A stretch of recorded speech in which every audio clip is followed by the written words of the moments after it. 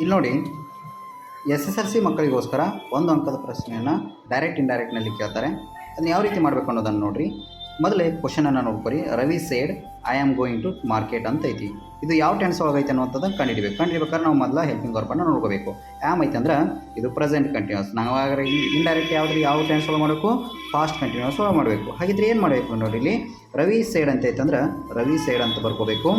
Ravi side ಬರ್ಕೊಂಡು ಇಲ್ಲಿ ಇಂಟುಡೇಟ್ ಕಾಮ ಐತಲ್ಲ, ಅದನ್ನ ತೆಗೆದು ನಾವೇನು ಮಾಡ್ಬೇಕು ಅಂದರೆ ದ್ಯಾಟ್ ಅನ್ನುವಂಥದ್ದನ್ನು ಲಿಂಕನ್ನು ತೊಗೊಂಡು ಅಲ್ಲಿ ಆಯ್ ಐತಿ, ಇಲ್ಲಿ ರವಿ ಐತಿ. ರವಿಯನ್ನು ಮುಂದೆ ತೊಗೋಬೇಕಾದ್ರೆ ಇಲ್ಲಿ ಪ್ರನೌನನ್ನು ಯೂಸ್ ಮಾಡಬೇಕು. ರವಿ ಪ್ರನೌನ್ ಏನಾಗುತ್ತೆ? ಹೀ ಅಂತ ಆಗುತ್ತೆ. ಹೀ ತೊಗೊಂಡು ಇಲ್ಲಿ ಆಮ್ ಐತಿ, ಪ್ರೆಸೆಂಟ್ ಕಂಟಿನ್ಯೂಸ್ ಪಾಸ್ಟ್ ಕಂಟಿನ್ಯೂಸ್ ಏನಾಗುತ್ತೆ? ವಾಸ್ ಆಗುತ್ತೆ. ಇಲ್ಲಿ ಗೋಯಿಂಗ್ ಟು ಮಾರ್ಕೆಟ್ ಅಂತ ಬರೆದು ಬಿಟ್ರೆ ಒಂದು ಅಂಕ ನಿಮಗೆ ಸಿಗುತ್ತೆ. ಇನ್ನು ಎರಡನೇದು ನೋಡಿರಿ, ಅಂಜಲಿ ಸೇಡ್ ಅಂತೈತಿ ಐ ಆಮ್ ಪ್ಲೇಯಿಂಗ್ ಕ್ರಿಕೆಟ್. ಇದು ಕೂಡ ಪ್ರೆಸೆಂಟ್ ಕಂಟಿನ್ಯೂಸ್ ಒಳಗೈತಿ.